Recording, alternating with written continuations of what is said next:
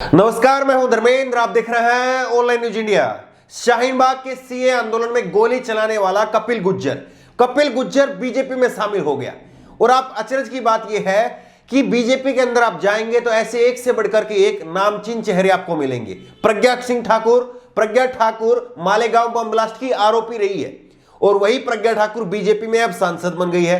कपिल गुज्जर एक नया छुट भैया जो गोली चलाता है दिन दहाड़े, वहां पर जाकर के वो भी बीजेपी में शामिल हो जाता है। और इसको लेकर के लेखक है अशोक पांडे और उन्होंने शानदार ट्वीट किया है। उन्होंने कहा कि मुझे आश्चर्य उन पर है जो कपिल गुज्जर के प्रज्ञा ठाकुर की पार्टी में जाने पर आश्चर्यचकित है। आखिरकार और कहा जाता बेचारा।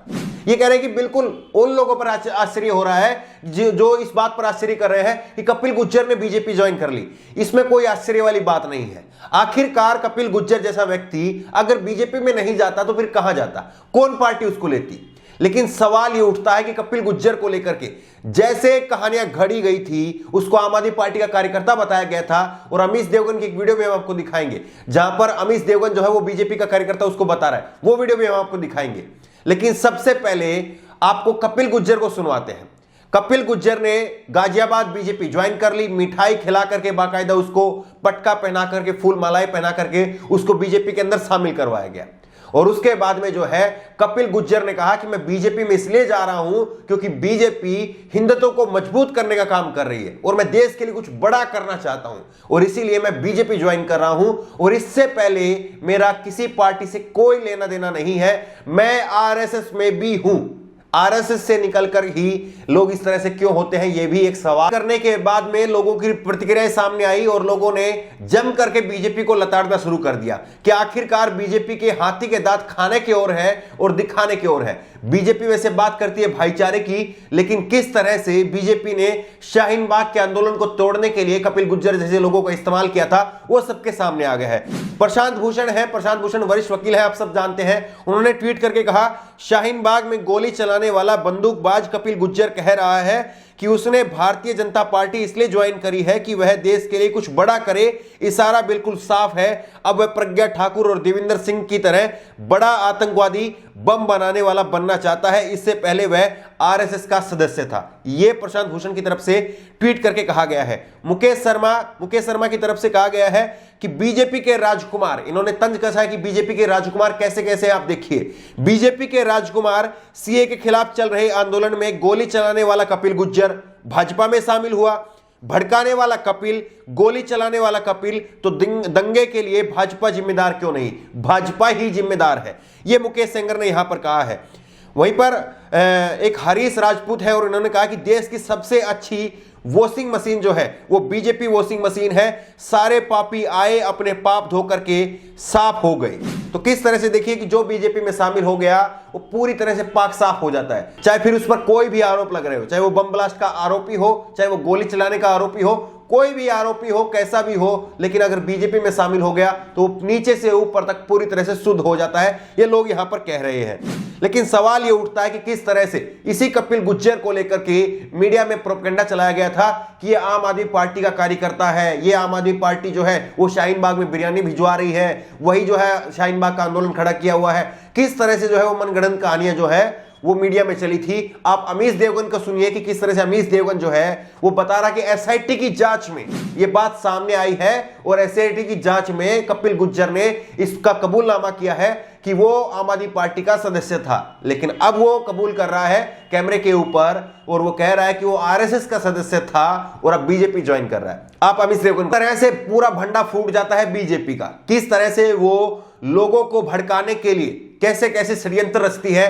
ये पूरा भंडा बेनकाब हो गया, लोगों के सामने सच आ गया। और लोग अब ये भी कह रहे हैं कि जैसे शाहीन बाग के अंदर बीजेपी ने गुंडे भेज करके वहां पर गोली चलवाई थी, ऐसा ही कोई कांड जो है वो किसान आंदोलन के दौरान भी हो सकता है। इसलिए किसानों को भी सचेत हो जाना चाहिए, लोग ये भी कह रहे हैं। लेकिन जब ये बात सोशल मीडिया पर वायरल हुई कि कपिल गुज्जर ने बीजेपी ज्वाइन कर लिया है, इसके बाद में बीजेपी की करारी फजीयत हुई और बीजेपी को आनंद फानन में कहना पड़ा कि नहीं नहीं, ये हमारी विचारधारा से मेल नहीं खाता है, इसलिए हम कपिल गुज्जर को बाहर निकाल रहे हैं।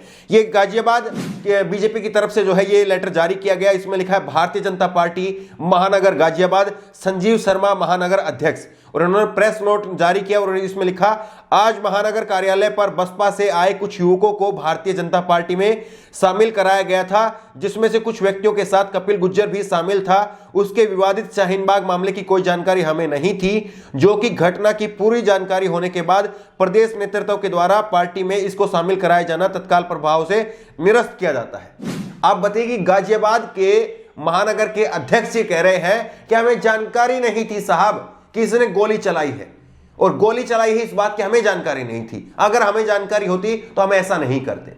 बताइए गाजियाबाद में और शाहीन बाग का जो आंदोलन चल रहा था उसमें कितने हजार किलोमीटर का डिफरेंस है, कितने हजार किलोमीटर का डिस्टेंस है दोनों के बीच में, कुछ किलोमीटर का, महज कुछ किलोमीटर का। और ये कपिल गुज्जर तो पूरे इंडिया में जो है उस वक्त में फेमस हुआ था कि एक लड़का आता है, दिन दहाड़े गोली चलाता है और पुलिस उसको प्यार से पुचकारते हुए अपनी गाड़ी में बैठा करके ले जाती है।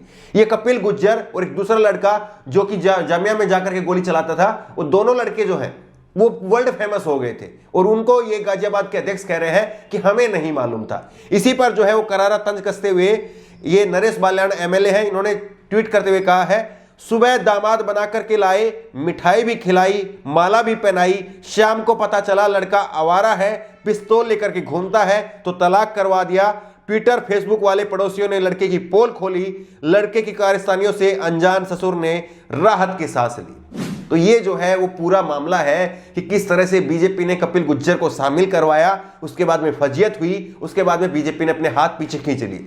लेकिन सच्चाई तो सबके सामने आ गई। अब बीजेपी चाहे कितना भी इस बात को जो है वो मिटाने की कोशिश करे, लेकिन सच सबके सामने आ गया है कि किस तरह से शाहीन बाग में गोली चलाने वाला शख्स जो है वो आरएसएस से जुड़ा हुआ था। और टेक्निकली बात आप समझिए, इसने अभी बीजेपी ने इसको निरस्त किया है।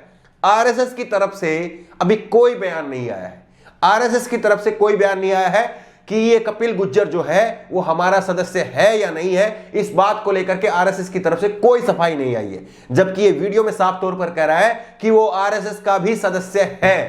तो अब ऐसा मान लिया जाए कि बीजेपी ने भले ही इसको जो है वो अपनी पार्टी में शामिल नहीं करवाया हो, लेकिन आरएसएस के लिए तो ये काम कर रहा था, काम करता रहेगा, ये तो पूरी तरह से साफ है।